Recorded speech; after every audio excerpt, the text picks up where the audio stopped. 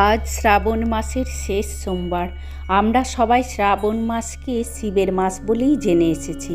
শিব পুরাণে এটা বলা হয়েছে যে শিব পার্বতী শ্রাবণ মাসে ভূলোকে অবস্থান করতে আসেন। তাই ভগবান শিবকে প্রসন্ন করার জন্য শিবের মাথায় জল ঢালা হয়। তাছাড়া শ্রাবণ মাসকে পবিত্র মাস বলেও মনে করা হয়। এটাও জানা গেছে যে শ্রাবণ মাসে দেবতা আর অসুর মিলে সমুদ্র মন্থন করেছিল। সেই মন্থনের সময় সমুদ্র থেকে বিষ উঠে এসেছিল। তখন এই বিশ্ব সংসারকে রক্ষা করার জন্য স্বয়ং মহাদেব সেই বিষ তার কণ্ঠে ধারণ করেন। আর তখন মহাদেবের শরীরে প্রচণ্ড তাপ উৎপন্ন হতে থাকে। সেই তাপকে কম করার জন্য দেবরাজ ইন্দ্রদেবকে জল বর্ষণ শুরু করতে হয় এবং মহাদেবের শরীরে তাপ তখন কমতে থাকে। তাই প্রতি বছরে শ্রাবণ মাসে শিবের মাথায় জল ঢালার প্রচলন আছে।